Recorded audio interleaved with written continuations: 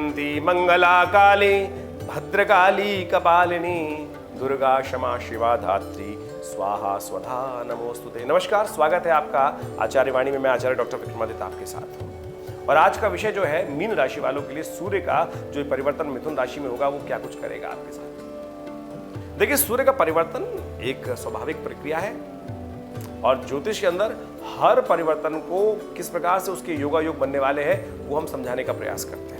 तो आज जो विषय हम लेके आए हैं, जैसे बताया हमने, मीन राशि वालों के लिए खासतौर पर कैसा रहेगा ये समय जो सूर्य का परिवर्तन होने जा रहा है। सूर्य आपकी राशि के अनुसार से षष्ठेश, छठा भाव रिपु भाव माना जाता है। छठा भाव विशेष तौर पर यदि हम समझे तो रोग का भाव माना जाता है, शत्रु का भाव माना जाता है और कई प्रकार से कई अनिष्टों का भाव माना जाता है। और वहां का स्वामी षष्ठेश सूर्य जो है चतुर्थ भाव में आ रहे हैं। चतुर्थ भाव जमीन का, जायदाद का, माता का, सुख का, कई प्रकार के योग माने जाते हैं। तो ऐसे में सूर्य का परिवर्तन आपके लिए बहुत इंपॉर्टेंट परिवर्तन लाने के योग बनाने वाला है।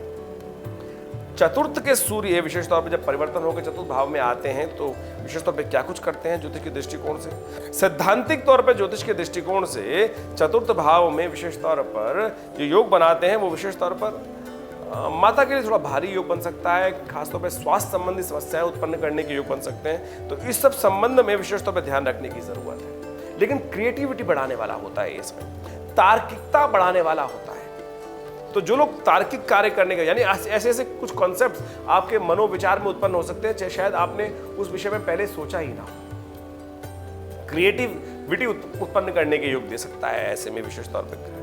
आपकी कैलकुलेटिव जो माइंड है, कैलकुलेटिव कैपेसिटीज जो है वो बहुत कई प्रकार के एनहांस हो सकती है। यानी चीजों को बहुत अच्छे से जोड़ तोड़ करके देखना, समझना कि क्या कुछ खेल इसमें है, वो बहुत बढ़िया तरीके से आपके विचारों में शायद आपको लगेगा अरे ये तो इस तरह से तो मैंने चीजों को पहले देखा ही नहीं।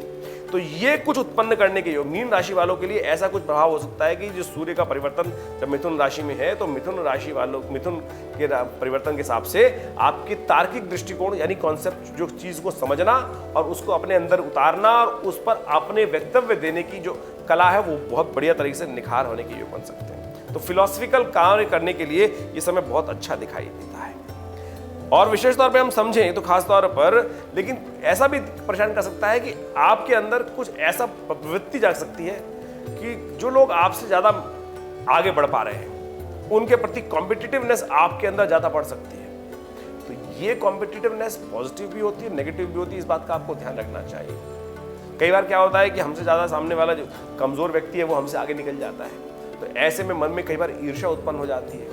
वो ईर्ष्या एक लिमिट तक रहे तो कॉम्पिटिटिवनेस जनरेट कर सकती है, लेकिन यदि लिमिट से एक्सीड कर जाए तो क्या होती है, वो अन्य से हमें ही खाने लग जाती है। तो इस बात का आपको ध्यान रखना है कि उस फेयर कंपटीशन में हमें जाने का प्रयास करना चाहिए।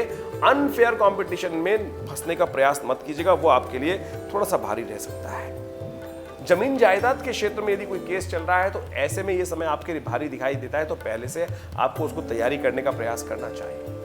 मैं कुछ खास क्षेत्र बताने वाला हूं जहां से आपको खास लाभ होने के योग बन सकते हैं। इस क्षेत्र में विशेष तौर पे आपको लाभ लेने का प्रयास करना चाहिए। जो लोग चांदी के क्षेत्र में कार्य कर रहे हैं, यानी सिल्वर के क्षेत्र में कार्य कर रहे हैं, कपड़े के क्षेत्र में कार्य कर रहे हैं, सोने के क्षेत्र में काम कर रहे हैं, ऑर्नामेंट्स के क्षेत्र में काम कर रहे हैं, ज्वेलरी के क्षेत्र में काम कर रहे हैं, उनके लिए तो समय बहुत अच्छा दिखाई देता है। अपॉर्चुनिटीज वाला बहुत बढ़िया समय रहेगा। और ऐसे में इन क्षेत्रों में काम कर कर किसी भी गारमेंट लाइन में काम करना, जो आपके लिए जो लोग कार्य कर रहे हैं, कपड़े के क्षेत्र में जुड़े हुए कार्य कर रहे हैं, उनके लिए तो समय पॉजिटिव चेंजेस वाला रहेगा, लाभ की स्थिति वाला रहेगा। लेकिन शनि से संबंधित जो कार्य करने वाले लोग हैं, चाहे वो लोहा लकड़ी कार्य करने वाले लोग हो, मंगल संबंधित कार्य करने वाले लोग हैं, उनके लिए ये समय नुकसानदायक हो सकता है। तो आपको विशेष तौर पे सावधानी के साथ हर चीज को परखते हुए, जांचते परखते हुए कार्य करने की जरूरत है। जो लोग हृदय रोगी हैं उनको अपने स्वास्थ्य का विशेष तौर पर ध्यान रखते हुए कार्य करने की जरूरत है, कहीं स्वास्थ्य पर भारी ना पड़ जाए।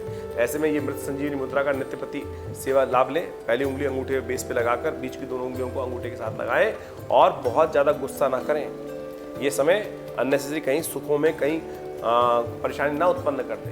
धीरे धीरे सब कार्य करने का प्रयास करें, अपनी लिमिट को पहचानते हुए कार्य करने का प्रयास करें। और सबकी, हर व्यक्ति अपनी सामर्थ्य, अपने भाग्य से कमाता है। ये मानना कि भैया किसी दूसरे के भाग्य से किसी व्यक्ति को लाभ हो गया, ऐसा नहीं होता।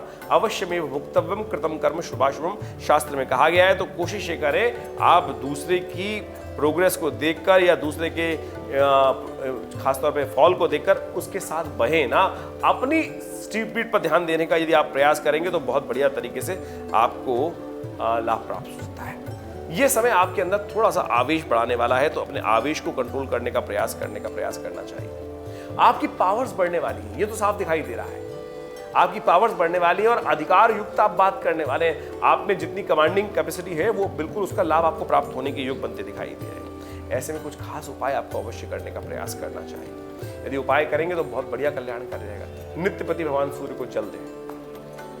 इन नेगेटिविटी को दूर करने के लिए आपको अवश्य इसका लाभ लेने का प्रयास करना चाहिए। थोड़ी सी हल्दी पानी में डालकर भगवान सूर्य को नित्यप्रति उससे जलते हैं, या थोड़ा केसर का एक बाल मिल जाए तो उसको डाल दीजिए, नहीं तो पीला फूल मिल जाए, पीला फूल डाल लीजिए। और भगवान सूर्य को जब उदित होते सूर्य को दिखाई दे रहे हैं, ये बहुत ज़्यादा लेट में नहाने वाला काम नहीं कि सुबह सुबह जल्दी से उठिए, नहाइए और आलस को त्याग कर इन काम ध्यान करें। ये भगवान सूर्य का उपाय करने का प्रयास करें।